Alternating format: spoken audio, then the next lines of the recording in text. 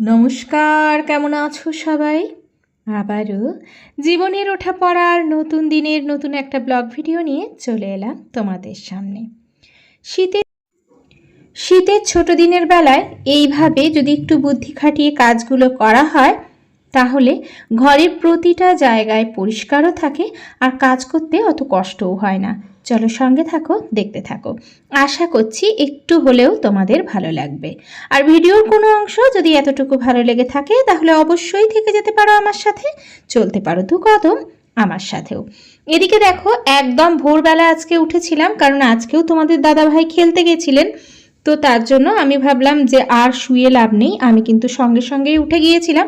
আর এদিকে ওই যে তোমাদের দাদাভাই যে যাচ্ছিলেন সেই রাস্তাটাই তোমাদের সাথে শেয়ার করে দিলাম আর কি।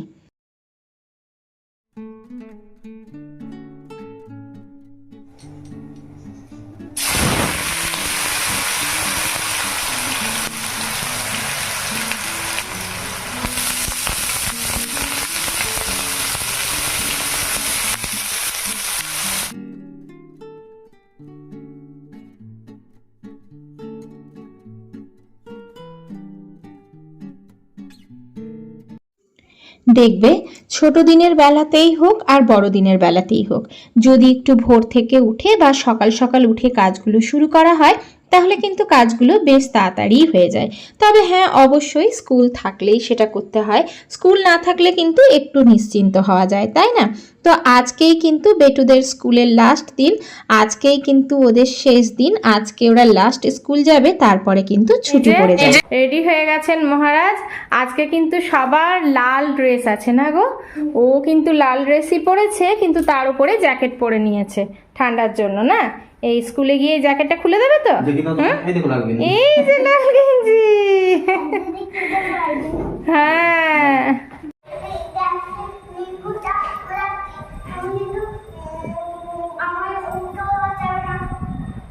By bye, bye bye, bye. তো সকালবেলায় উঠে কিন্তু আমি বাসি কাজ বাজও করে নিয়েছি। তো তাড়াহুড়োর সময় সেটা আর কিন্তু ভিডিও করা হয়নি, যেহেতু সকাল সকাল খুব তাড়াতাড়ি উঠে কিন্তু করেছি কাজগুলো। আর ওরা যেহেতু স্কুল যাবে সব সময় সেটা করা সম্ভব হয় না। তারপরে দেখো, এই যে স্কুলে চলে গেল, দুটো ছেলেই এখন স্কুলে বেরিয়ে গেছে। তো তার জন্য কিন্তু আমি এদিকে বেশ কিছু কাজ জমেছিল, সেগুলো টুকটুক করে করে নিচ্ছি। আসলেই এই যে কৌটোগুলো ছিল, যে জারগুলো ছিল, সেইগুলোকেই কিন্তু আমি মানে ফাঁকা হয়ে গিয়েছিল, আর বললামই যে আস্তে আস্তে করে কৌটোগুলো জারগুলো সব পরিষ্কার করে নিচ্ছি। যেহেতু রান্নাঘরটা পরিষ্কার হয়ে গেছে তার জন্য কিন্তু এখন আমি এখানে আর জিনিস রাখছি না, একবারে ভালো করে পরিষ্কার করে তারপরেই জিনিসগুলো ভরবো। তো তার জন্য আমি ভাবলাম যে চলো এইটুকু টাইমে যতটা পারা যায়, ওরা যখন স্কুলে থাকে তখন কিন্তু বেশ তাড়াহুড়ো করে কাজগুলোকে আমি করে নিই। কারণ স্কুলে বাচ্চারা থাকলে দেখবে মাদের অনেকটা নিশ্চিন্ত লাগে, আর তখন না মনে হয় কি যতটা পারা যায় তত তাড়াতাড়ি কাজগুলো করে নিই। এদিকে দেখো আমার সব পরিষ্কারও হয়ে গেছে।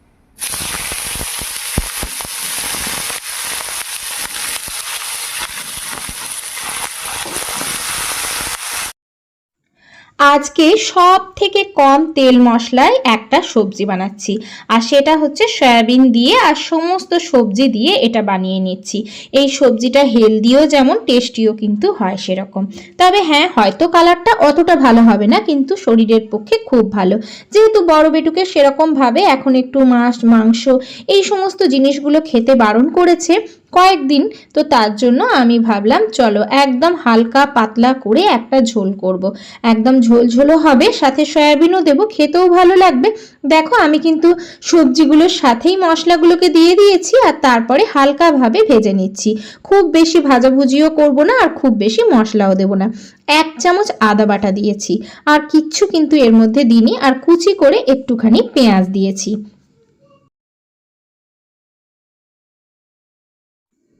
সবসময় অল্প তেল মশলায় সবজি খাওয়া হয় না, কথাটা ঠিকই, কিন্তু অল্প তেল মশলায় সবজি খাওয়াটা কিন্তু বেশ ভালো।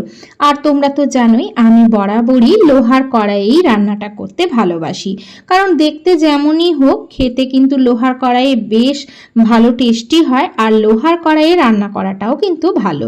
সয়াবিনগুলোকে খুব কম করে আর অল্প একটু তেল দিয়ে ভেজে নিয়েছিলাম, আর তারপরে দেখো আমি একদম অনেকক্ষণ ধরে কিন্তু মশলাটাকে ভালো করে কষিয়ে নিয়েছি।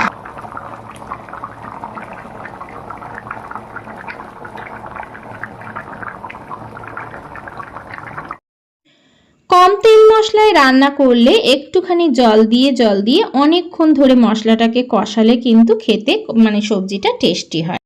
বিশ্বাস করো, দেখতে যেমনই হোক খেতে কিন্তু বেশ ভালো হয়েছিল সয়াবিনের তরকারিটা।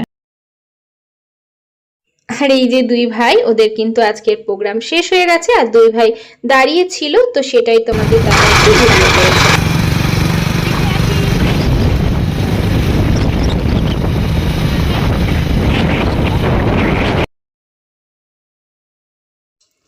তো ওরা যতক্ষণে স্কুলে ছিল ততক্ষণের মধ্যে আমি কিন্তু ঘরদোর পরিষ্কার বলো, টুকটাক যে এক্সট্রা কাজগুলো থাকে সেই সমস্ত কাজগুলো করে নিয়েছি। সাথে কিন্তু আজকে সমস্ত যে রান্নাঘরের কৌটোগুলো ছিল, যেগুলো জমে ছিল, সেগুলোও পরিষ্কার হয়ে গেছে।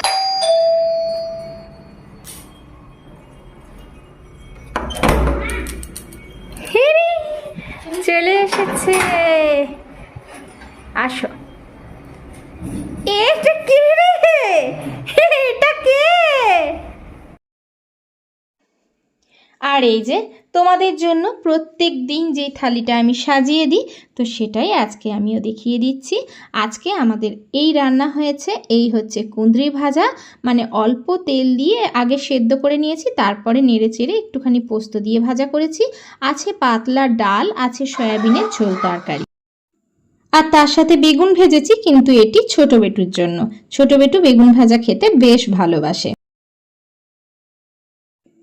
তো বিশেষ করে যাদের ছোট বাচ্চা আছে আমি বলবো যে হ্যাঁ, এখন তো শীতকাল, সবসময় যে তাড়াতাড়ি ওঠা হয় তেমনটা নয়, তবে যে টাইমটুকু ওরা স্কুলে থাকে বা খেলা করে সেই টাইমটুকু যদি আমরা কাজ করে নিতে পারি, কাজ কিন্তু অনেকটাই আমাদের হয়ে যায়।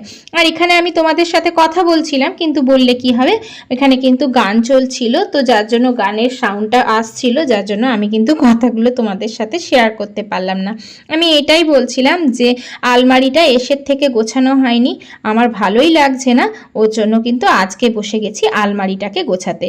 আসলে তোমরা তো দেখছোই, এসে থেকেই কিন্তু আমি টুকটুক করে এক এক দিন করে এক একটা কাজ গুছিয়ে নেওয়ার চেষ্টা করছি। এই যে এই দিকের আলমারিটাই আমি কিন্তু আলাদা আলাদা করে সমস্ত জামা কাপড় গুছিয়ে রাখি। একটাতে রাখি বড় বেটুর জামা, এক সাইডে রাখি ছোট বেটুর জামা, একদিকে ওর প্যান্ট, যাতে সুবিধা মতো ওরা কিন্তু নিয়ে নিতে পারে। আর এদিকে থাকে ঘরে পরার জামা কাপড়গুলো। এইভাবে কিন্তু আমরা আলমারিটাকে গোছাতে পারি। আর ওপরে দেখো সমস্ত আমার জামা প্যান্ট থাকে, যেগুলো ঘরে পরি। আর তার পাশে কিন্তু আমি একটা ছোট বক্স আছে, সেই বক্সটার মধ্যে কিন্তু সমস্ত ইনারগুলোকেও সুন্দরভাবে রেখে দিয়েছি, আর তার সাথে কিন্তু টুপিগুলোকে ওপরে আমি ঝুলিয়ে রেখেছি। এই যে বক্সটা দেখছো। যাই হোক, এই ছিল আজকের ভিডিওটা কেমন লাগলো জানাতে ভুলো না। বেশি ভালো লেগে থাকলে ফ্রেন্ড আর ফ্যামিলির সাথে অবশ্যই কিন্তু শেয়ার করে দেবে, আর বন্ধু হয়ে আমার পাশে থেকে যেতে পারো। তোমাদের ছোট্ট একটা লাইক আমার জন্য কিন্তু অনেকটা উপকারী, তার জন্য প্লিজ লাইকটা দিয়ে ভিডিওটা শেয়ার করে দেবে। দেখা হচ্ছে পরবর্তীকালে নতুন একটা ভিডিওর সাথে।